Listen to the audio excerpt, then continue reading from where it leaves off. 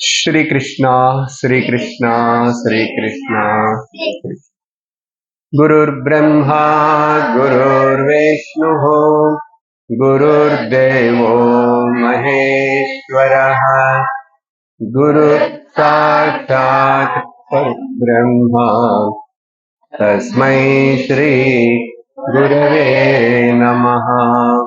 तस्मै श्री गुरवे नमः। सच्चिदानन्दरूपाय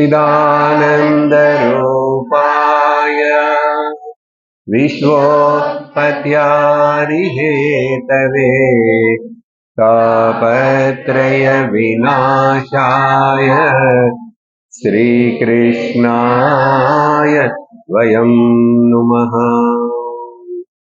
योऽन्तः प्रविश्य मम वाचमिमां प्रसुप्तां सञ्जीवयद् अखिलशक्तिधरस्वधाम्ना अन्यांश हस्तचरणश्रवणत्वगादीन् प्राणान्नमो भगवते पुरुषाय तुभ्यम्। प्राणान्नमो भगवते पुरुषाय तुभ्यम्। सर्वत्र गोविन्दनाम संकीर्तनम् गोविन्द गोविन्द।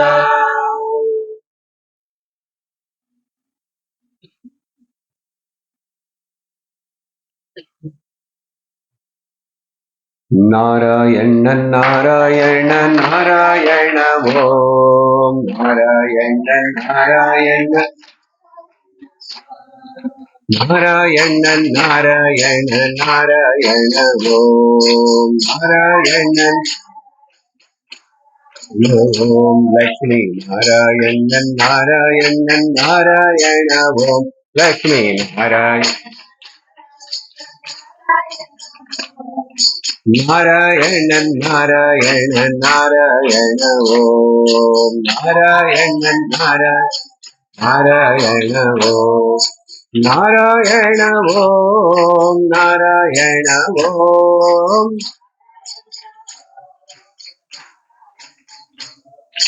नारायण ओम नारायण ओम नारायण नारायण नारायण ओम ओम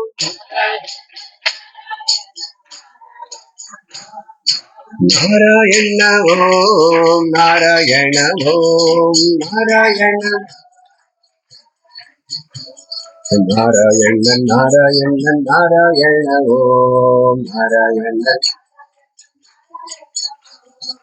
नारायण नारायण नारायण ओम नारायण नारायण नारायण ओम नारायण नारायण नारायण ओम नारायण नारायण ओम।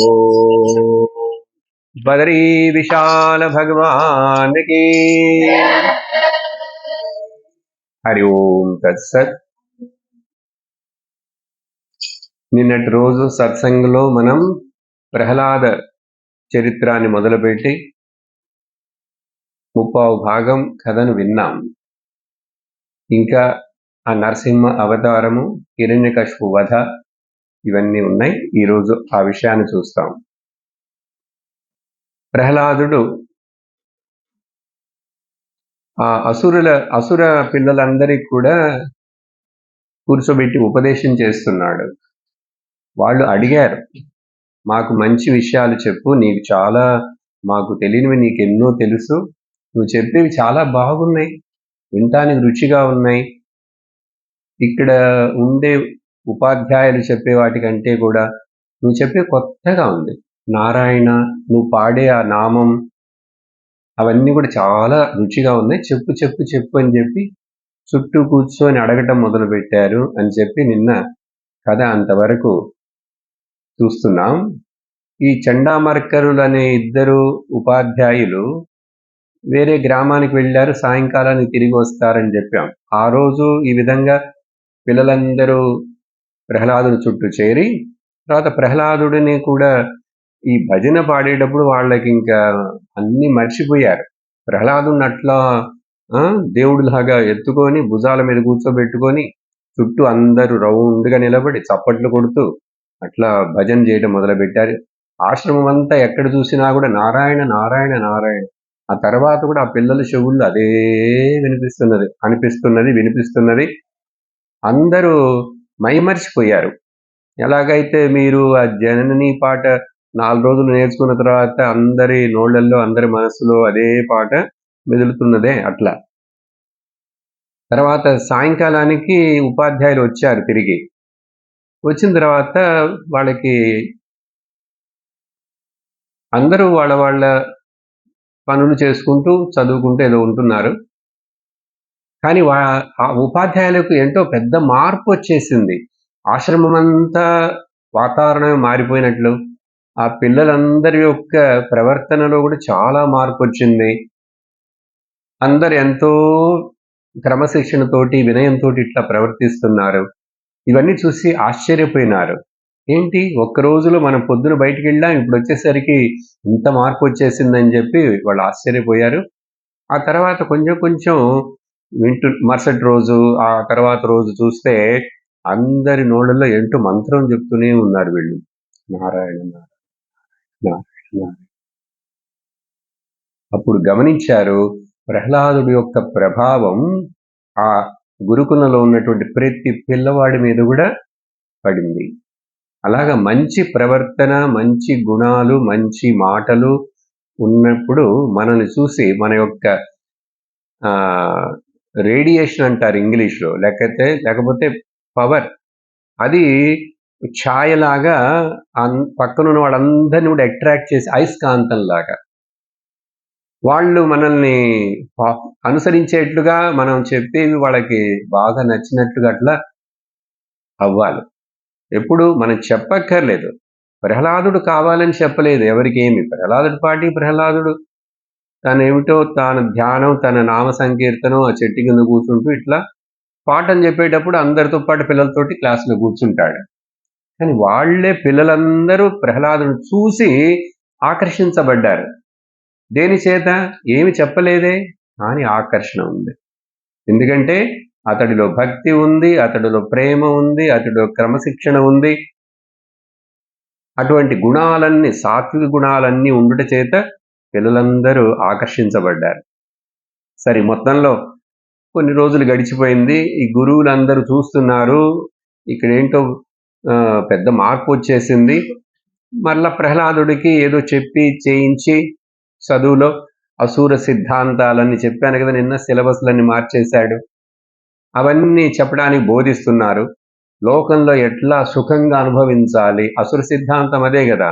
బయటికి వెళ్ళి బాగా డబ్బులు ఎట్లా సంపాదించాలి, ఇంకా ఏదో ఒక రకంగా ఈ బెంచ్ మీద చేయి పెట్టో, బెంచ్ కింద చేయి పెట్టో, బ్లాక్ మనీయో వైట్ మనీయో ఏదో విధంగా డబ్బుల్ని ఎట్లా సంపాదించాలో అనేదే జనానికి ఎక్కువగా ఇక్కడ ఆకర్షించబడతారు. అందుకని చదువుకున్న వాళ్ళు అయినా కూడా ఆ గవర్నమెంట్ ఆఫీసుల్లో అక్కడక్కడ చూస్తే ఇది లంచం తీసుకోవడం అనేటిది ఎందుకు వచ్చింది? ఎంత అది సమాజంలో బాగా వేళ్ళు ఊనుకుని ఉన్నది. పెద్ద స్కామ్లన్నీ అట్లాగే జరుగుతున్నాయి. ఎక్కడో సెంట్రల్ లెవెల్లో, గవర్నమెంట్ లెవెల్లోనే స్కామ్ చేయటం, ఎక్కడ మినిస్టర్ లెవెల్లోనే. ఆ తర్వాత అది అందరికీ అదే అలవాటైపోయింది. యథా రాజా తథా ప్రజ కదా. అందుకని ఇప్పుడు దాన్ని మార్చాలని మంచి వాళ్ళైనా, సనాతన ధర్మీయులైనా ఎవరైనా మనలాంటి వాళ్ళు మార్చాలంటే చాలా శ్రమ, చాలా కాలం పడుతుంది. దానికోసమే మరిన్ని ఇలాంటి గురుకులాలు రావాలి, మరిన్ని ఇలాంటి తరగతులు జరగాలి, మరిన్ని ఇటువంటి క్యాంపులు జరగటం, అలాగే మరిన్ని మన సంఘ శాఖలు పెరగాలి అన్ని చోట్ల.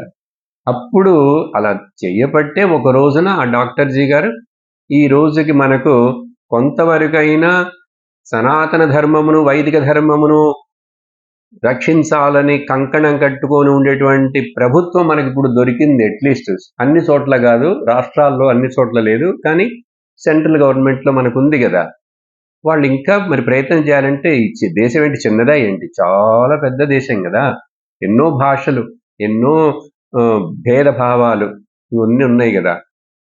అనేక విధములుగా మనము మీరు వేరు, మేము వేరని చెప్పి తమిళనాడు వాళ్ళు, ఆంధ్ర వాళ్ళు, కర్ణాటక వాళ్ళు ఇట్లా చిన్న చిన్న వాటన్నిటికి భేదాలను చూస్తున్నాం కదా! తగాదాలు వస్తూనే ఉన్నాయి. ఇవన్నిటిని పోగొట్టాలంటే సమగ్రమైనటువంటి ఆ వైదిక దృష్టి రావాలి. ఆ వైదిక దృష్టిలో ఈ భారతవర్షం మొత్తం ఒక్కటిగా చూడగలిగిన, మానవాళి మొత్తాన్ని ఒక్కటిగా చూడగలిగిన, మన ఋషులు చెప్పినటువంటి వసుధైవ కుటుంబకం, ఈ ప్రపంచం మొత్తం ఒకే కుటుంబం అని ఋషులు వేల వేల వేల సంవత్సరాలకు ముందు చెప్పారు. ఇట్లా ఎవరు ఏ ధర్మంలో ఏ మతంలో చెప్పలేదు. మరొకటి, మన యొక్క శాంతి పాఠాలన్నీ కూడా చూస్తే ప్రజలందరి కోసం, హిందువుల కోసం, బ్రాహ్మణుల కోసం అని కాదు, లోకాః సమస్తాః సుఖినో భవంతు, సర్వే జనాః సుఖినో భవంతు. సర్వే జన అంటే ఏంటి? దాంట్లో అన్ని మతాలు, అన్ని దేశాలు, అన్ని రాష్ట్రాలు, అన్ని రకాలైనటువంటి జాతులు అందరూ ఉన్నారు. అదే కాదు, ఆ సర్వే అంటే దాంట్లో పక్షులు, పశుపక్షాదులు కూడా ఉంటాయి. మీకు పంచమహాయజ్ఞాల గురించి అమ్మ తర్వాత చెప్తారు, మీకు కొంతమంది వినుంటారు. వాటిలో కొన్ని మీరు చేస్తున్నారు ఇప్పుడు. ప్రతి వైదికుడు అన్ని సనాతన ధర్మంలో ఉన్నటువంటి 3 వర్ణాల వాళ్ళు ఈ పంచమహాయజ్ఞాలను చేస్తూ ఉండాలి. అవేంటో, పెద్ద యజ్ఞం అంటే, మహా అంటే చాలా పెద్దదండి. పెద్ద అగ్నిగుండం పెడతారా? చాలా మంది కూర్చొని చేస్తారా? అది కాదు అర్థం. ఏమిటో తెలుసా? దేవతలను స్మరిస్తూ ఆరాధించటం ప్రతిరోజు దైవ యజ్ఞం. చెప్పండి. అది మీరు చేస్తున్నారుగా, సహజంగానే చేస్తున్నాం. అది వదలనేకూడదు. ఇవి కంపల్సరీ ప్రతిరోజు చేసేవి, అప్పుడప్పుడు చేసేవి కాదు. ఏదో 6 నెలలకి ఒక పండుగ, ఒక సందర్భం అట్లాంటివి కాదు. అర్థమైందా? ప్రతిరోజు చేయాలి. రెండోది ఏమిటంటే పితృయజ్ఞం. చెప్పండి. అది తెలుసు మీకు. ఈ తర్పణాలు ఇవ్వటం, శ్రాద్ధాలు పెట్టడం, అది రోజు చేయం కదండి, సంవత్సరానికి ఒకసారి కానీ కాదు. ప్రతిరోజు యాక్చువల్గా స్నానం చేసిన తర్వాత ఆ అర్ఘ్యం ఇచ్చేటప్పుడు దాంట్లో పితృలు అని చెప్పే మంత్రాలు ఉన్నాయి. ప్రతిరోజు పితృతర్పణం ఇవ్వాలి. పెద్దగా ఏముండదు. ఆ నీళ్లను అట్లా వదిలేస్తూ సర్వేభ్యో పితృభ్యో నమో నమః, అలా సింపుల్గానే ఆ భావన. స్నానం చేసిన తర్వాతనే మన పెద్దవాళ్ళందరూ ఆ బావి దగ్గరనే నీళ్లు పోసుకుని అప్పుడే సూర్యుడికి తర్పణం ఇస్తారు. తర్పణం అంటే ఏంటి? సమర్పించడం. ఆ నీళ్లు చాలు, దాని భావన, మంత్రం. అలాగే మూడోది వచ్చేసి ఋషి యజ్ఞం. మూడోదంటే ఋషి యజ్ఞం లేక వేద యజ్ఞం. ఋషి యజ్ఞం అంటే ఈ ఋషులు ఇచ్చినటువంటి ఈ వేదాలను మనం వదలకుండా చదవటం, వల్లించటం. అర్థమైందా? సో దైవయజ్ఞం, పితృయజ్ఞం, ఋషి యజ్ఞం. మన ఇళ్ళ గోత్రాలన్నీ పేరు మన యొక్క ఋషుల పేర్లే కదా.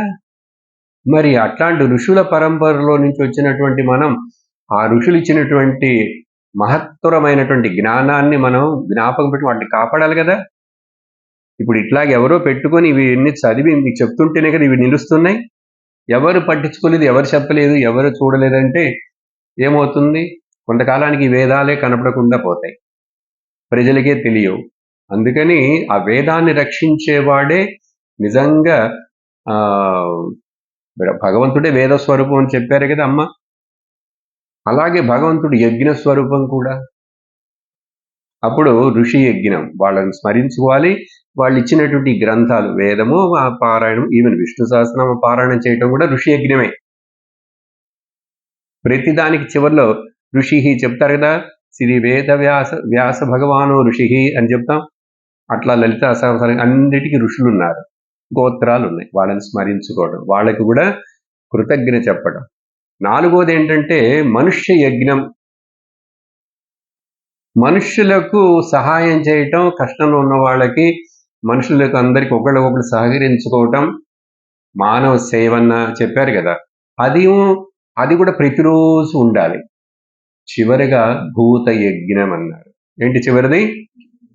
భూత యజ్ఞంలో ఈ పక్షులకు పశువులకు ఆహారం పెట్టడం, నీళ్లు ఇవ్వటం, అట్లీస్ట్ ఒక చెట్టుకి నీళ్లు పోయటం, ఇవన్నీ మీకు ఇంకా కూడా వివరించి చెప్తారు. అందుకనే ఒక తులసి చెట్టు అయినా మన ఇంట్లో ఉండాలి, చిన్నది. బావి దగ్గరే అక్కడే ఇంటి వెనకలో తులసి చెట్టు ఉంటుంది, లేదా కొంత ముందు ఉంటుంది. ఎట్లా ఒక చిన్న చెట్టుకి నేను కొంచెం నీళ్లు పోస్తాను, దాంట్లో అది కృష్ణుడికి మంచిది, కృష్ణుడికి నచ్చినది. తులసి అంటే అది ఒక దేవత, కృష్ణుడు తులసిని పెళ్లి చేసుకున్నాడు, తులసి వివాహం కళ్యాణం అవన్నీ చెప్తారు, కథలు ఉన్నాయి. కానీ మొత్తంలో అర్థం ఏమిటంటే, అందుకని తర్వాత ఏదో ఒక ముఖ్యంగా పశువు గోమాతను మనం పూజిస్తాం, మన ఇళ్లలో పెట్టుకుంటాం, దాన్ని ఉపయోగించుకుంటాం, అది ఇచ్చేవన్నీ మనకి పంచ గవ్యాలని అది ఇస్తుంది కదా. కానీ వేరే అన్ని రకాలైన జంతువులు ఇంట్లో పెట్టుకోకూడదు. ముఖ్యంగా బ్రాహ్మణులు ఈ కుక్కల్ని పెంచడం కానీ అవన్నీ పెట్టుకోకూడదు, పెట్ డాగ్ అని చెప్పి. అది ఎక్కడో ఉంటే అటు మూలన రోడ్డు మీదనో ఆ బజార్లో అప్పుడెప్పుడో ఉంటే వెళ్ళి కొంచెం అన్నం పెట్టు, దాన్ని కొట్టద్దు. కానీ ఇంట్లో పెంచుకోకూడదు. అలా కొన్ని ఉన్నాయి ముఖ్యంగా. కానీ ఈ రోజుల్లో ఫ్యాషన్ అయిపోయింది అది. సరే, మన ఇంటి దగ్గర కాకి ఎక్కడైనా ఉంటుంది కదండి, అందుకని ప్రతిరోజు కాకి అన్నం పెట్టాలి, ఒక ముద్ద అట్లా ఇవ్వాలి ఆ ప్రాణికి, అప్పుడు అది భూత యజ్ఞం అవుతుంది. దాంట్లో వృక్షాలకన్నిటి కూడా ఇట్లా చిన్న చిన్నదని, దీంట్లో ఏం శ్రమ ఉంది, ఎంత టైం కావాలి, ఏం చేయాలి, ఒక నమస్కారం, కొన్ని నీళ్లు వదలటం, లేక ఇంత గింజలు వేయటం, అన్నం పెట్టడం, పంచమహాయజ్ఞాలని ఇవి చేస్తుంటే. ఎందుకు చెప్తున్నాను ఈ విషయం అంతా? ప్రహ్లాదుడిలో ఉన్నటువంటి ఆ సాత్విక గుణముల గురించి.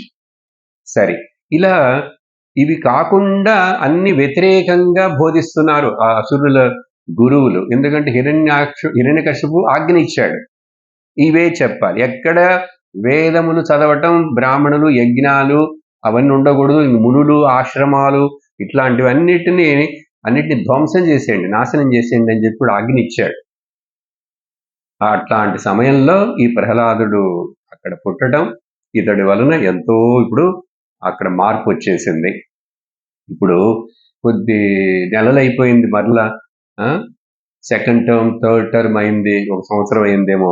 మరలా హిరణ్యకశిపు పిల్లవాడిని తీసుకురండి, ఏమైనా మారాడా ఇప్పుడు, ఏం బోధించారు మీరు చూస్తానని చెప్పి మళ్ళీ తెమ్మన్నాడు.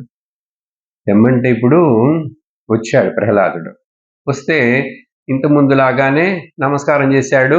ఈయన కూడా ఆశీర్వదించి, రాబాబురా, ఇప్పుడు చెప్పు, ఏం చదువుకున్నావు ఇప్పుడు కొత్తగా, ఏం చెప్పారు గురువులు అని చెప్పి అన్ని అడుగుతుంటే, ఇప్పుడు అప్పుడేమో నవవిధ భక్తి గురించి చెప్పాడు కదా.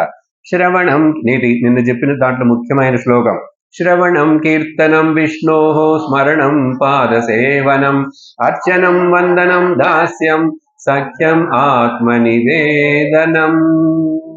నవవిధ భక్తి. ఇప్పుడు అది చెప్పలేదు. ఈ లోక మొత్తానికి ప్రభు ఎవరు చెప్పు అన్నాడు. అంటే హిరణ్యకశిపు అనుకున్నాడు, నువ్వే నాన్న అని చెప్పి అంటాడేమో అని అనుకున్నాడు. ఈ పిల్లవాడేమో నారాయణ అందరికీ తండ్రి అని చెప్పంగానే మళ్ళీ కళ్ళు ఎర్రబడిపోయి కోపం వచ్చి ఒళ్ళు మండిపోయింది. మళ్ళీ ఎవరుడా నారాయణ, వాడిని అంటాడు, లెక్క చేయడు. మనకు శత్రువు తెలీదా నీకు? మా తమ్ముణ్ణి చంపినవాడు విష్ణు, అందుకని నువ్వు అతడి పేరు స్మరిస్తావేంటి? నువ్వు చూసావా ఆయన్ని? నీతో వచ్చి చెప్పాడా? కంటికి కనపడుతున్న తండ్రిని, నేను ఇక్కడ రాజునుగా ఉన్నాను, రాజంటే భూపతిగా ఉన్నాను నేను, లోకపాలకునుగా ఉన్నాను నేను, నన్ను వదిలేసి ఎవరు ఈశ్వరుడు అంటే నువ్వు ఆ విష్ణు అని నారాయణ అని చెప్తావేంటి? నీకేమైనా పిచ్చి పట్టిందా ఏంటి?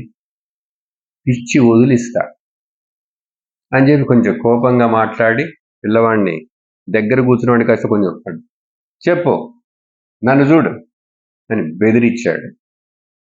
బెదిరించి చెయ్యి చూపించి అవన్నీ చెప్పి ఇంకా అడుగుతుంటే, నీకు ఇంత ధైర్యం ఎట్లా వచ్చింది అసలు? నీకింత బలం ఎక్కడి నుంచి వచ్చింది అని అడుగుతున్నాడు. చెప్పడానికి ధైర్యం. నా ముందు నీకు భయం లేదు? నేను నిన్ను శిక్షిస్తానని భయం లేదా నీకు? అని చెప్పి కోపంతో మాట్లాడి అట్లా తిట్టి బెదిరించి అన్ని చేసి అప్పుడు భార్యని పిలుస్తాడు, ప్రహ్లాదుడు తల్లిని. వీడిని నువ్వు ఒక వారం రోజుల లోపల మార్చకపోయినావంటే ఇంకా నా కోపాన్ని మీరెవరు తట్టుకోలేరు. వారం రోజులు గడువిస్తున్నాను, వాడికి బుద్ధి చెప్పు అని చెప్పి భార్యని కయాదుని పిలిచి అడిగి చెప్పి పంపించాడు. కయాదు తల్లి ప్రహ్లాదుని దగ్గర కూర్చోబెట్టుకొని, బాబు చూడు నాన్న, నా తండ్రి గారికి ఇంత కోపం వస్తున్నది కదా, నువ్వెందుకు ఆయన ముందు ఆ విష్ణు ఇవి అవి అని చెప్తావు? నీ బుద్ధిని మనసుని కొంచెం మార్చుకో, మంచిది కాదు. తండ్రికి కోపం వచ్చిందంటే ఆయన నిన్ను చంపేస్తాడు కూడా అని చెప్పి తల్లి బతిమిలాడి వాడికి చెప్తున్నది. అప్పుడు అన్నాడు, నన్ను చంపినాను పర్వాలేదు, కానీ నేను ఆ విష్ణువుని తప్ప మరెవరిని నేను తలుసుకోలేను, ఆరాధించకుండా ఉండలేనని చెప్పి అట్లా పిడివాదంగా ఉంటే తల్లి కూడా ఆశ్చర్యపడిపోయింది. సరే నాన్న, నువ్వు ఆ విష్ణువే లోకం మొత్తమునకు ఈశ్వరుడు అయినా కూడా నువ్వు మీ నాన్నగారి కోసం నువ్వు మారచ్చు కదా కొంచెం అంటే, నేను ఎవరి కోసం ఈ విషయంలో మారను, నేనేమి తప్పు చెప్పలేదు, నేను చెప్పేది సత్యం.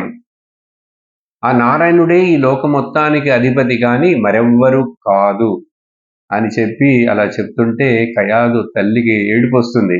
వీడేమో ఇట్లా ఉన్నాడు, మారట్లేదు. ఆ తండ్రి ఏమో కోపగించుకుంటున్నారు. ఒక వారం రోజులే టైం ఇచ్చారు ఇట్లా అని చెప్పి. ఆ తరువాత మరల ప్రహ్లాదుణ్ణి పిలిచి మాట్లాడుతూ, అప్పుడు నువ్వు గనక ఇంకా విష్ణు నామాన్ని వదలకపోయినావంటే, నా ముందు ఎప్పుడైనా మరలా నారాయణ పేరు చెప్పావంటే నీ ప్రాణాలు తీసేస్తాను అని చెప్పేసి బెదిరించాడు. బెదిరిస్తే, నాన్నగారు నాకు ప్రాణాలు ఎవరిచ్చాడో ఆయనే తీసుకుంటే తీసుకోనండి, నా ప్రాణాలు ఉండాలా పోవాలనేటువంటిది ఆ నారాయణుని చేతిలో ఉంది. చూడండి ఎంత భక్తి, భగవంతుడి నమ్మకం అని చెప్పి అని నేను చంపుతా అని చెప్పి కత్తిని ఇట్లా లాగి చూపించాడు. చూపించినా కూడా ప్రహ్లాదుడు ముఖంలో భయం గాని, వెనక్కి దాక్కోవటం గాని, వద్దు వద్దు నాన్నట్ల నన్నేం చెయ్యొద్దని ఇదేమి లేకుండా ధైర్యంగా నిలబడితే హిరణ్యకశిపు ఆశ్చర్యంగా ఇంకా పిల్లవాడి మీద ఇప్పుడు చెయ్యి కొట్టడానికి ఇంకా చెయ్యి రావట్లేదు, కోపం మాత్రం అమితంగా వచ్చేసింది. అప్పుడు కత్తి మళ్ళీ లోపల పెట్టి, నీకు ఈ బలం శక్తి ఎక్కడ వచ్చిందని ఒక ప్రశ్న ఇస్తున్నాడు. అంటే నాన్నగారు, మీ నోటి గుండా ఏ శక్తి అయితే ఇట్లా మాట్లాడిస్తున్నదో అదే శక్తి నా నోటి గుండా, నా మనసులో, నా హృదయంలో అదే శక్తి పనిచేస్తున్నది. అందుకని ఈ లోకం మొత్తం అందరిలో ఉన్నటువంటి ఆ మాట్లాడే శక్తి, ఆ చూసే శక్తి, వినికిడి శక్తి, ఆలోచన చేసే అంత ఒకే పరమాత్మ, వేరే ఎవ్వరూ కాదు అని చెప్పి ధైర్యంగా ఇట్లా సమాధానం చెప్తే కోపం వచ్చేసింది. ఇంకా హిరణ్యకశిపుడు తట్టుకోలేక, ఎవరెక్కడ అని చెప్పి సిపాయిలు, వీడిని తీసుకెళ్ళి ఆ కొండ మీద నుంచి కింద పడేయండి అన్నాడు. పిల్లవాడి మీద ప్రేమ పిల్లవాడని లేదు, తనకు వాడు చెప్పింది ఎందుకు ఇట్లా అంటున్నాడు, సత్యం ఏమిటి అసలు అని ఆలోచించకుండా, తెలుసుకోకుండా, రజోగుణం కదా, అందుకని ఆ కోపంలో ఇంకా ఏమీ చింతించలేక పిల్లవాడు కొండ మీదకి తీసుకెళ్ళి కింద పడేయండి అని శిక్ష. వెంటనే వాళ్ళు వచ్చారు, సిపాయిలు వచ్చి ప్రహ్లాదుడిని తీసుకెళ్ళి కొండ మీదకి పోయి అక్కడి నుంచి పిల్లవాడిని కరుణే లేకుండా నెట్టేశారు. నెట్టేసి వాళ్ళు, అబ్బా చెప్పిన పని చేసేసాం అని చెప్పి కొండ దిగి రావాలి కదా, కొండ దిగి అక్కడికి వచ్చి ఆయనకి చెప్పాలి, పిల్లవాడిని కొండ నుంచి తోసేసామండి, పని అయిపోయింది అని చెప్పాలి. కానీ ఏమైంది, ఎప్పుడైతే వీళ్ళు ప్రహ్లాదుని అట్లా నెట్టేశారో కొండ మీద నుంచి, అందరికీ లోకములో అంతటికి తల్లిదండ్రులైనటువంటి శ్రీ లక్ష్మీనారాయణులు అక్కడ చూసి ఈ పిల్లవాడు కింద పడుతుంటే అలా చేతిలో పట్టుకున్నారు. అసలు వాడు కింద వేగంగా పడనే లేదు. ఒక పువ్వు రెక్క ఎట్లా అయితే చిన్నగా వస్తుందో గాలిలో, అలా వచ్చితే కింద లక్ష్మీనారాయణులు ఇద్దరు చేతులు పెట్టి ఆ పిల్లవాడిని అట్లా పట్టుకొని వాడిని ఆశీర్వదించి కింద దించి ఇంటికెళ్ళు అని చెప్పి పంపించేశారు. ప్రహ్లాదుడు ఆశ్చర్యపోయో లేక ఎవరు నన్ను ప్రహ్లాదుడు చూడలే లక్ష్మీనారాయణులు ప్రహ్లాదుడి దర్శనం ఇవ్వలేకలే. ఎందుకంటే దర్శనం ఇస్తే ఇంక మరి అక్కడే ఉండిపోతాడు ధ్యానంలో. కానీ నేనేంటి కింద పడ్డానా, నాకు దెబ్బ తగలేదు, ఏం అవ్వలేదే. అట్లాగా దూదిని అట్లా వదిలామనుకోండి మేడ మీద నుంచి, ఏమవుతుంది, చిన్నగా కదా వస్తుంది గాలిలో, ఏంటి లైట్ అది. అట్లాగా ఒక బెడ్ మీద వచ్చి పడినట్లుగా సాఫ్ట్గా ఉంది. దించేసి ఇంటికి వచ్చేసాడు. ఇంటికి వచ్చేసి అమ్మా నేను వచ్చేసాను. ఆయనకి తండ్రికి కూడా వినపడింది ప్రహ్లాడు గొంతు. అమ్మ ప్రేమతోటి వాడిని పట్టుకొని కౌలించుకొని ముద్దు పెట్టుకొని ఏడుస్తున్నది. ఈయన ఇట్లాంటి పనిష్మెంట్లు మళ్ళీ ఇంకేం చేస్తాడు అని చెప్పి. ఆ తర్వాత సిపాయిలు వచ్చారు. ప్రహ్లాదుడు అమ్మ దగ్గర రూమ్లో ఉన్నారు. వాళ్ళు వచ్చి, రాజుగారు చెప్పిన పని అయిపోయింది, చేశాం అంటే, ఏంట్రా చేశారు, రాస్కెల్స్. ఎక్కడరా, పిల్లవాడు ఇక్కడే ఉన్నాడు.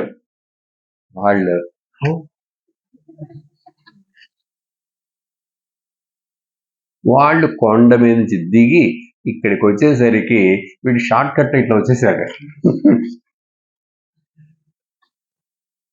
మిమ్మల్ని నమ్మి ఈ పని చెప్పాను చూడు, మీరు దేనికి పనికాడు, పోండి ఇక్కడి నుంచి అని చెప్పి సిపాయిల్ని తిట్టి పంపించేసి ఇంకా వెంటనే మరొక ప్లాన్, విషమును తీసుకురండి, నాగుపాము విషాన్ని తెచ్చారు. విషమును తెచ్చి ఇచ్చి తల్లికే కయాదు భార్యకి ఈ విషాన్ని పాల్లో కలిపి వాడికివ్వు. చూడండి ఎంత క్రూరం. ఆ తల్లికి ఎలా ఉండుంటుంది, ఏడుస్తూ బాధపడుతూ విషమును కలిపి ప్రహ్లాదుడికి ఇస్తే, నాకేం కాదమ్మా, నువ్వెందుకు ఏడుస్తావు, ఇచ్చే ఆ గ్లాస్ ఇచ్చే అని చెప్పి లాక్కొని గిడిగిడి తాగేశాడు. ఈ కయాదుకి కళ్ళు తిరిగిపోయి వీడికి భరించలేక చచ్చిపోతాడు పిల్లవాడు. నాగుపాము విషయం కలిపి పాలు తాగితే బతుకుతాడేంటి. తాగేశాడు కూర్చొని, అమ్మా నాకేం కాలేదు చూసావా, ఎందుకు, నారాయణ నారాయణ నారాయణ నారాయణ నారాయణ నారాయణ నారాయణ. అమ్మకి సంతోషం. వాడిని మళ్ళీ కౌగిలించుకొని, నాన్న నువ్వు నమ్మినటువంటి ఆ దైవం నిన్ను కాపాడుతూనే ఉన్నదిరా అని చెప్పి ఆవిడ విషం ఇచ్చినా చావలేదని తెలిసిపోయింది హిరణ్యకశిపుకి. ఇంకా తరువాత వీడిని చుట్టూ నిప్పులు కూర్చోబెట్టి చుట్టూ నిప్పు పెట్టండి అన్నారు. చాలా చేశాడు, 2, 3, 4 చెప్తా అంతే. నిప్పు పెట్టి చుట్టూ వాడిని అక్కడ మధ్యలో కూర్చోబెడితే, మన ప్రహ్లాదుడు ఎప్పుడు కూడా దేవుడి దగ్గర భయపడటం కానీ ఏడవటం కానీ, నన్ను కాపాడు నారాయణ అట్లా లేదు. నారాయణకి నన్ను కాపాడాలని ఆయనకి ఇష్టం ఉంటే కాపాడుతాడు, లేదు నేను చచ్చిపోవాలంటే ఆయన ప్రాణాన్ని తీసుకెళ్ళిపోతాడు. నాకేంటి భయం, అసలు నాదేమున్నది, అన్నీ ఆయనవి, నన్ను కాపాడవలసిన బాధ్యత ఆయనది, నాకు విషం పెడితే అన్ని ఆయనవి. చూసారా, 100% డిపెండెంట్ ఆన్ ద గాడ్. అంత భక్తి ఉంది కాబట్టే చరిత్రలో అప్పుడు ఇప్పుడు ఎప్పుడు ప్రహ్లాద నారద పరాశర పుండరీక, నేను చెప్పాను కదా శ్లోకం, ఇక దాంట్లో తిరుగులేదు. అందుకనే అటువంటి భక్తుడు మరలా ఇప్పుడు పుట్టబోడు అని చెప్పి నరసింహస్వామి ఆశీర్వదించబోతారు చివరిలో. సరే, ఏమైంది తర్వాత? ఇలా నిప్పు పెట్టారు, అన్ని పెట్టారు, ఇతడు కూర్చొని మధ్యలో అట్లా నామస్మరణం చేస్తున్నాడు. నారాయణ జపం చెప్పగా చెప్పగా చెప్పగా ఆ పెద్ద పెద్ద మంటలన్నీ కూడా చిన్నగా ఆరిపోయినాయి. అట్లా ఆరిపోయినాయి, ఏమీ లేవు మంటలు. ఆ తర్వాత ఏనుగును తెప్పించండి, ఆ ఏనుగు చేత వీడిని తొక్కిద్దాం.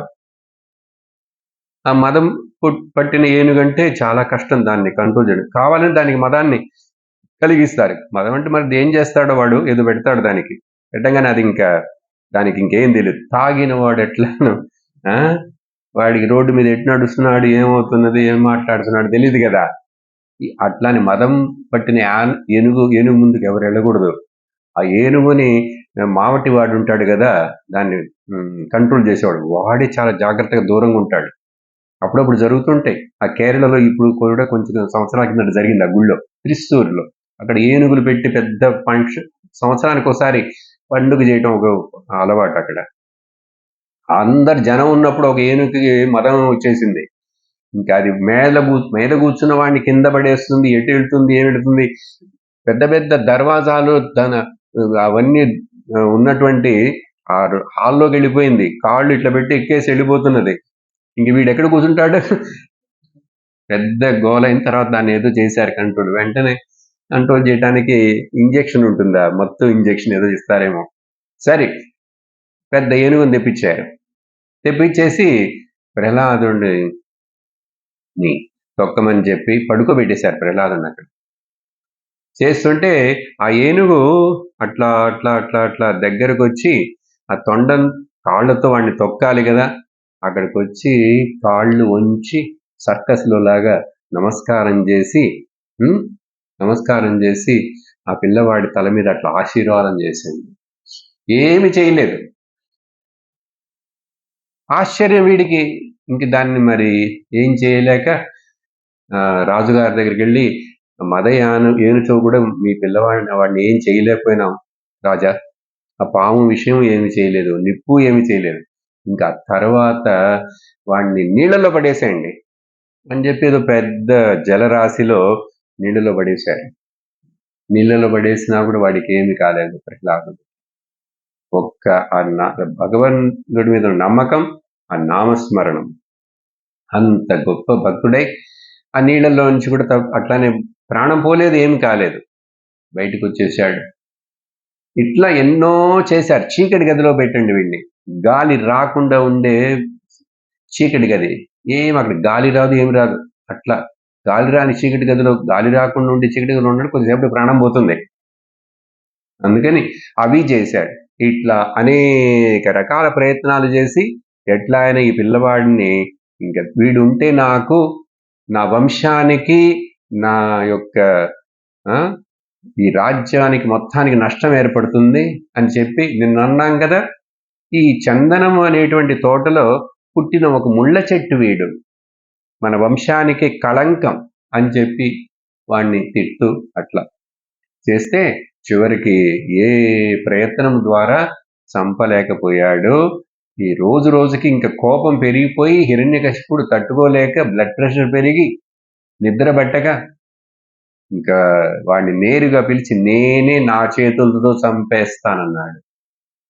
చంపాలని నిర్ణయించుకున్నాడు. కానీ నిన్నేం చెప్పాను, ఆ మొదటిసారి పాఠశాలలో చదివి వచ్చిన తర్వాత ఫస్ట్ టైం వాడు వచ్చి నమస్కారం చేసిన పిల్లవాడు వాడిని తీసుకొని ఒళ్ళో కూర్చోబెట్టుకొని తల మీద చేయి పెట్టి చిరంజీవి భవాని తండ్రి ఆశీర్వదించాడు కదా. కాబట్టి ఇప్పుడు ఆయన చేతితోటి పిల్లవాడిని చంపినా వాడు చంపలేడు ఇతడు. కానీ కోపం వచ్చింది. అప్పుడు తీసుకురండి, నేనే వాడిని చంపేస్తానని మళ్ళీ వాడిని బెదిరించి ముందు నిలబెట్టి ఇంకా కత్తి తీశాడు. కత్తి తీసేసి ఇప్పుడు ఏంటంటే చంపడానికి ముందు నువ్వు నారాయణ నారాయణ నారాయణ అని చెప్పి వాడినే పట్టుకొని, ఆ పేరే పట్టుకొని నువ్వు ఇంత పిడివాదంగా ఉన్నావే మొండివాడిగా, ఎక్కడున్నాడు ఆ నారాయణ అన్నాడు. ఎక్కడున్నాడు? నేను ఇప్పుడు నిన్ను చంపబోతున్నాను, చూస్తాం. ఆ నారాయణ వచ్చి నిన్ను కాపాడతాడా? నువ్వు ఇన్ని రోజులుగా వాదిస్తూ మొండిగా పట్టు ఇట్లా ఉన్నావే, నేను ఇప్పుడు నా చేతితో కత్తితోటి నిన్ను చంపబోతున్నాను. నువ్వు నమ్మినటువంటి ఆ నారాయణ వస్తాడా? ఎక్కడున్నాడు అంటే, ఎక్కడున్నాడు నీ నారాయణుడు అని అడిగిన ప్రశ్నకి, నాన్నగారు నారాయణుడు ఎక్కడ లేడు, మీరేమడుతున్నారు? ఎక్కడ ఉన్నాడు అంటున్నారు కదా, ఎక్కడ లేడు. ఇందు గలడందు లేడని సందేహము వలదు. బమ్మెర పోతన గారు మళ్ళీ తెలుగులో చక్కటి పద్యం రాశారు. ఇక్కడ ఉన్నాడు, అక్కడ లేడు, అక్కడ లేడు, ఇక్కడ ఉన్నాడని ఇటువంటి సందేహం వద్దు. ఎక్కడ చూసినను ఆ నారాయణుడు తప్ప మరొకటి ఏమీ లేదు. Narayana here, Narayana there, Narayana Narayana everywhere అని చెప్పితే ఇంకా కోపం వచ్చేసింది. వాగుడు కాయలాగా వాగుతున్నావేంటిరా? ఎక్కడైనా ఉన్నాడుట. పెద్ద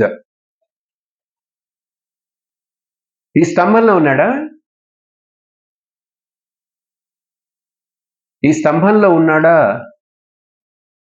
అని అడిగాడు. అక్కడ పెద్ద స్తంభం ఉంది రాజభవనంలో. అక్కడ ఈ స్తంభంలో ఉన్నాడా? ఉన్నాడు నాన్నగారు. పిచ్చివాడు. ఈ స్తంభాన్ని నేను ఇప్పుడు ఒక గుద్ది పగలగొట్టేస్తాను. చూస్తాం, దాంట్లో చూస్తాడు. నిజంగా ఉన్నాడా? ఉన్నాడు నాన్నగారు, 100% ఉన్నాడు అని చెప్పి ఆ చిన్న పిల్లవాడి యొక్క నమ్మకం, ఆ భక్తి, ఇదంతా వింటున్నటువంటి ఆ పరమేశ్వరుడు నారాయణుడు ఇక కోపం వచ్చేసి హిరణ్యకశిపు లేచాడు. వెళ్ళి ఆ స్తంభంలో ఉన్నాడు నాన్నగారు అంటున్నాడు కదా, అప్పుడు అక్కడికి వెళ్ళి ఏం చేశాడు? ఆ స్తంభాన్ని ఈ చేతితో ఇట్లా పిడికట్టు కట్టి దగ్గరికి వెళ్ళి ఒకే ఒక గుద్దాడు.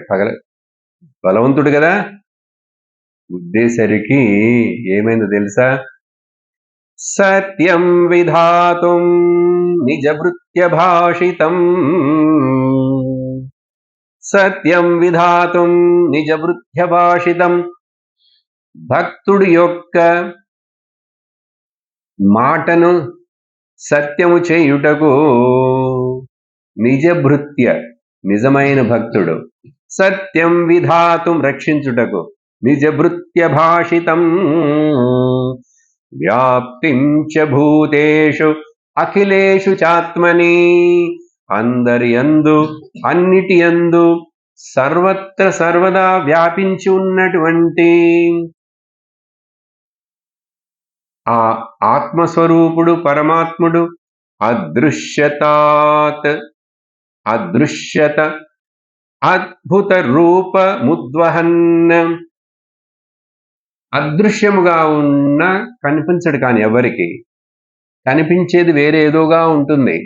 ఇది స్తంభంగా ఉంది, ఇది చెట్టుగా ఉంది, అదృశ్యం. కానీ అత్యద్భుత రూపం ఉద్వహన్, ఒక అత్యద్భుతం ఆశ్చర్యకరమైనటువంటి ఒక రూపాన్ని తీసుకొని, ఏ రూపంలో వస్తాడో ప్రహ్లాదుడికి తెలియదు, హిరణ్యకశిపుకి తెలియదు, ఆకాశంలో ఉన్నటువంటి దేవతలకి తెలియదు, కన్నుకు కనపడగా ఉండే ఋషులకు సిద్ధులకు ఎవ్వరికి ఏ రూపం తీసుకొని ఇప్పుడు భగవంతుడు రాబోతాడో తెలీదు. కానీ వచ్చాడు. స్తంభే సభాయాం న మృగం న మానుషం, స్తంభే సభాయాం, ఆ సభలో, ఆ చోట, ఆ స్తంభంలో ఏం రూపం తీసుకొని? న మృగం న మానుషం, స్తంభే సభాయాం న మృగం న మానుషం. మనుష్యుడు కాదు, మృగము కాదు, నృహసింహ, సగము సింహరూపము, తల, శరీరం అంతా మనుష్య రూపం, చేతుల వేళ్లు మాత్రం ఆ సింహం యొక్క గోళ్ళు లాంటివి. భగవాన్ శ్రీ నరసింహస్వామి ఆ స్తంభంలో నుంచి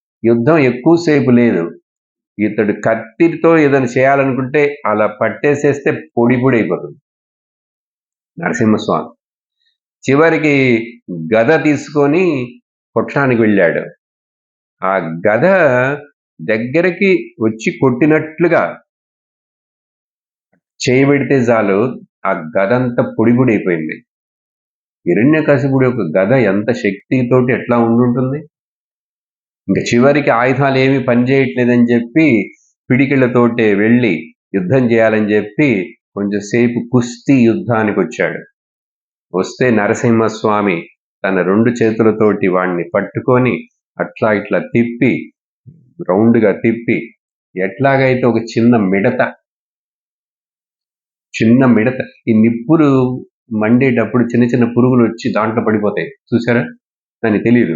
చిన్న పురుగు పెద్ద నిప్పులు వచ్చి టపక్కన పడిపోతుంది, చచ్చిపోతుంది. అట్లా ఆ నరసింహస్వామి యొక్క తేజస్సుకి కాంతికి శక్తికి అంత ఒక చిన్న మిడతలాగా ఈ హిరణ్యకశిపుడు ఏమి చేయలేకపోయినాడు. ఆ తర్వాత ఇంకా కొంచెం యుద్ధం ఇట్లా జరిగిన తర్వాత దేవతలందరూ కూడా ఇప్పుడు ఇంకా సంధ్యా సమయం అవ్వబోతున్నది. సంధ్యా సమయం. వీడేమడిగాడు? పగలు సావకూడదు, రాత్రి సావకూడదు. కాబట్టి సంధ్య అంటే మీకు తెలుసు, ఆ పగలు రాత్రి మధ్యాహ్నములు పగలు కలిసే ఆ సంధికి పేరు, ఆ సమయం పేరు సంధ్య. మధ్య భాగం, సంధించే భాగం. కాబట్టి వాడి కోరికల్లో ఒకటి క్యాన్సిల్ అయిపోయింది.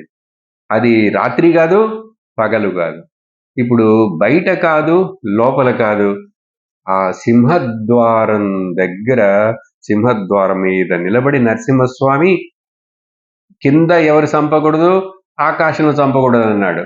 అందుకని నరసింహస్వామి తనకు తానే ఆసనంలాగా అట్లా వంగి కాళ్ళను వంచి కింద పెట్టకూడదుగా, కత్తి ఉపయోగించేయకూడదు కదా, ఆయుధం ఏది చంపకూడదు అని చెప్పి వరం తీసుకున్నాడు కదా.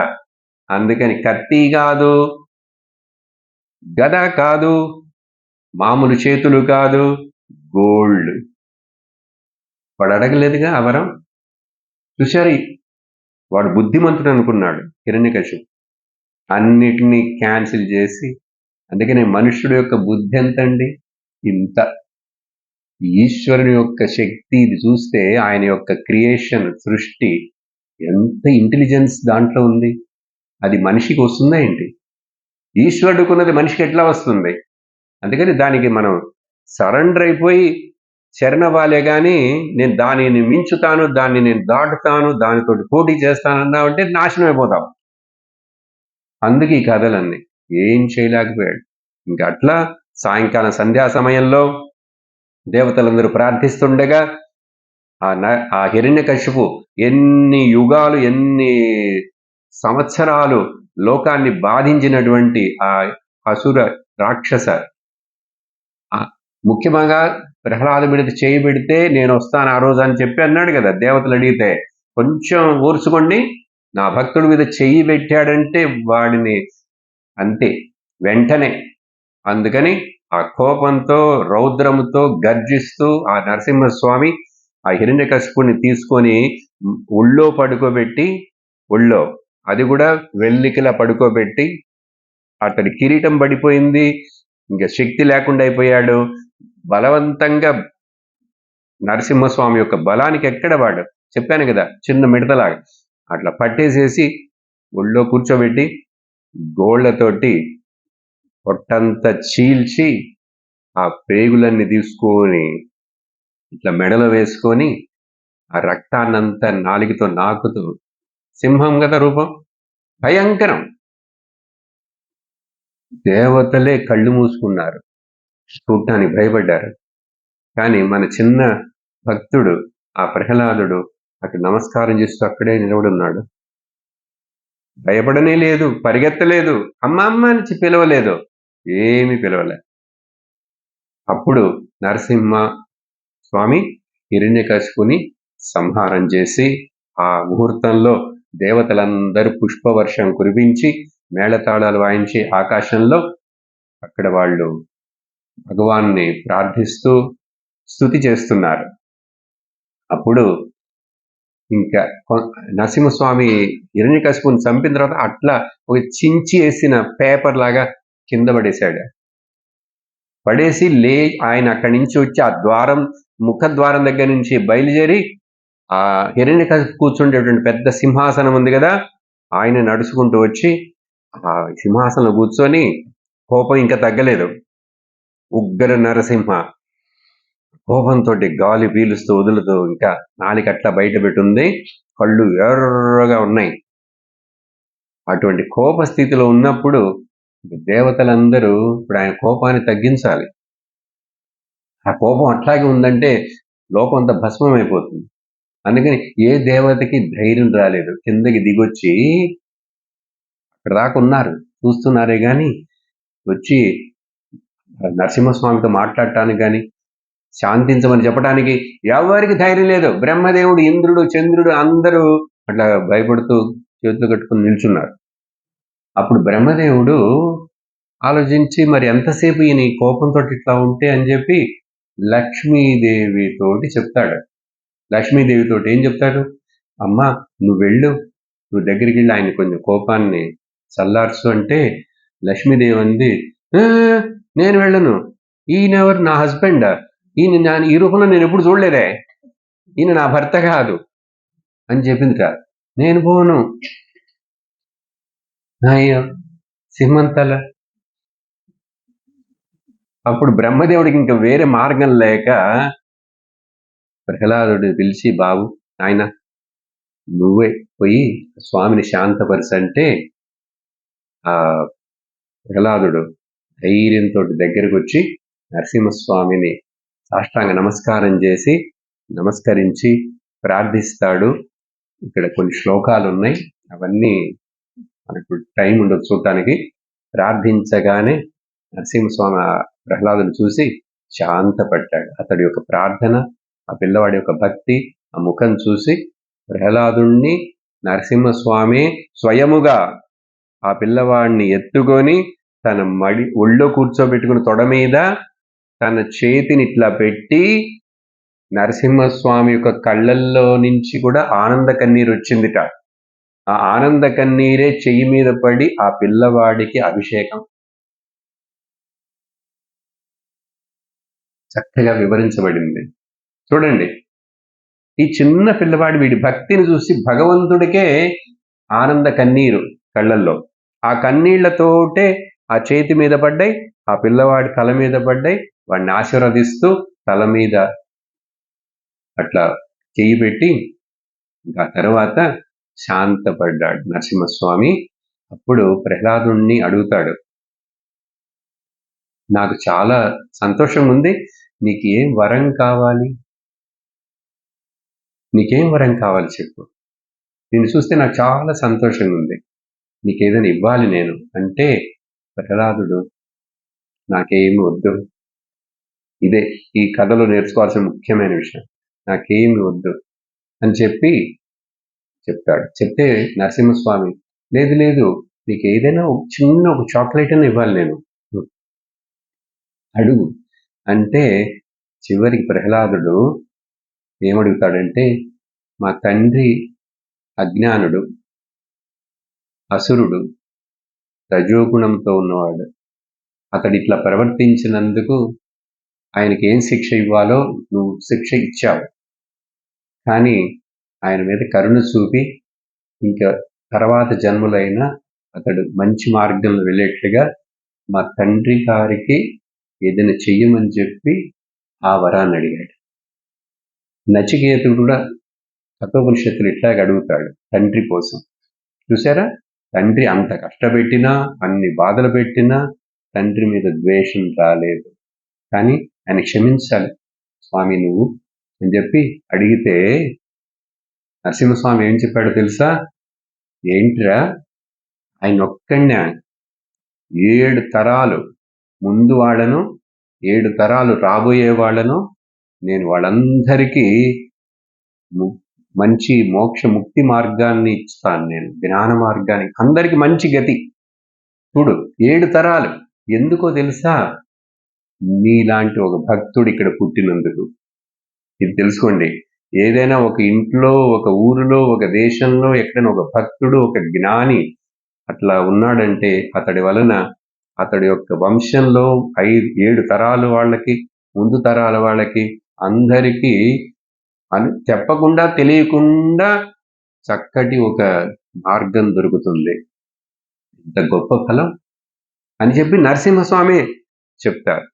చెప్పిన తర్వాత, సరే మీ నాన్న కోసం ఇది అడిగావు, నువ్వు ఏదైనా అడుగు, నీకేదైనా ఇవ్వాలి నేను అని చెప్పి ప్రలోభ పెడుతున్నాడు. వీడు నిజంగా ఏమైనా అడుగుతాడని ప్రహ్లాదుడు కనుక్కున్నాడు. కనుక్కొని, స్వామి నాకు తెలుసు నువ్వు ఇట్లా అది ఏది కావాలి నీకు, ఏం కావాలని ఇట్లా అడిగి నన్ను ఈ లోకంలో విషయాలని చెప్పి ప్రలోభ పెట్టాలని, నన్ను టెస్ట్ చేయాలనే కదా నువ్వు ఇట్లా అడుగుతున్నావు అని చెప్పేశాడు. నాకు తెలుసు నువ్వు నన్ను పరీక్ష చేయాలని చెప్పి నీకు ఇది కావాలా, ఇది కావాలా, ఈ పెన్ను బాగుంది తీసుకుంటావా, ఇది తీసుకో, లడ్డు కావాలా, మిఠాయి కావాలా, అట్లా నన్ను ఈ లోకంలో ఏదైనా కావాలి అని చెప్పి అడిగేట్లుగా నన్ను ప్రలోభ పెట్టకు అని చెప్పి ఒక చక్కటి విషయం చెప్తున్నాడు. ముగిచేస్తున్నాం కదా. ఏంటంటే, స్వామి ఎవరైనా నీ దగ్గర నుంచి ఏదైనా కావాలి అని అడిగాడంటే చాలా ముఖ్యం విషయం, వాడు భక్తుడు కాదు, వాడు వ్యాపారి. వణిక హేవ, వణిక అంటే వ్యాపారి. అందుకని భక్తిలో బార్గెనింగ్, బిజినెస్ ఉండకూడదు. భగవంతుణ్ణి ఏదైనా అడిగామంటే ఆయన్ని తప్ప. ఆ ధ్రువుడు ఏడ్చినట్లు ఏడుస్తాడు. ఇప్పుడు ప్రహ్లాదుడు ధ్రువుడికి ఎంత డిఫరెన్స్ ఉందో చూసారా? 2 చిన్నపిల్లల కథలే. ఆ మెచ్యూరిటీ, జ్ఞానం. అప్పుడు అందుకని నీ దగ్గర నుంచి ఏదైనా అడిగితే వాడు వ్యాపారి, వాడు భక్తుడు అవ్వడు. మరి ఈ లోకంలో ఇప్పుడు ఏం చూస్తున్నాం? తిరుపతి వెళ్ళారండి, హుండీలో డబ్బులు వేశారు. ఎందుకు? నాకు బిజినెస్ బాగా జరగాలి, మా అబ్బాయికి పెళ్లి కావాలి, మా అమ్మాయికి పెళ్లి కావాలి, మా అమ్మాయికి మనం పిల్లవాడు పుట్టాలి అని చెప్పే కదా మొక్కు పెట్టుకున్నారంటాడు, వేస్తారు. ఇంకా నా జుట్టు ఇస్తాను, నువ్వు నాకు ఉద్యోగం ఇవ్వు. శరీరంలో అన్నిటికంటే వేస్ట్ అయినది ఇది. అత్యంత వేస్ట్ అయినది ఏంటిది? ముడి. కానీ ఆయన అదేని ఇవ్వు అన్నాడు. ఎందుకంటే ఆ ముడి ఇస్తే అహంకారం పోతుంది. చూడండి మీ అందరికీ గుండ్లు. అట్లా అక్కడ ఎక్కువ బిజినెస్ కదా ఆ ముడి అంతా ఇంత. కానీ అది కూడా ఇస్తా. భక్తి లోయర్ లెవెల్ భక్తి, తామసిక భక్తి. అందుకని జుట్టు ఇస్తాను, అది ఇస్తాను, నీకు ప్రదక్షిణం చేస్తాను, 10 కొబ్బరికాయలు కొడతాను. భగవంతుడు అవన్నీ ఓకే చెయ్యి, అదేనా ఉంది కదా, అట్లీస్ట్ భక్తి ఉంది కదా, ఆస్తికుడుగా ఉన్నావు కదా, నాస్తికుడు కాకుండా అని చెప్పి ఒప్పుకుంటాడు ఆయన. కానీ అది లోయర్ లెవెల్ భక్తి. ఎట్లాంటిది ఉన్నతమైన భక్తి? ప్రహ్లాదుడి భక్తి అత్యంత ఉన్నతమైనటువంటి జ్ఞానముతో కూడిన భక్తి. ఆ జ్ఞానముతో కూడిన భక్తి ఉంది కాబట్టే ఇట్లా అడుగుతున్నాడు. ఇంకొక ఆశ్చర్యమైన విషయం, ఇలా సంభాషణ జరుగుతున్నప్పుడు అప్పుడు అడిగేవాడు వ్యాపారి. నువ్వు ఇంత బలం నన్ను ఒత్తిడి చేస్తున్నావు స్వామి, ఏదైనా అడుగు అని చెప్పి మరలా అడుగుతూనే ఉన్నావు. నేనేం అడుగుతానంటే, చూడండి, ఇది మోరల్ ఆఫ్ ద స్టోరీ, ఇదే చివరి క్లైమాక్స్. ఏదైనా అడగాలనే నా మనసులో కోరిక లేకుండా ఉండే వరము ఇవ్వు. ఇంతవరకు ఎక్కడ ఏ పురాణాల్లో, ఏ కథల్లో, ఏ మనిషి, ఏ భక్తుడు అడగలేదు. అర్థమైందా మీకు? నిన్ను ఏదైనా అడగాలనే ఆ కోరిక నా మనస్సులో లేకుండా ఉండాలనే వరము నువ్వు.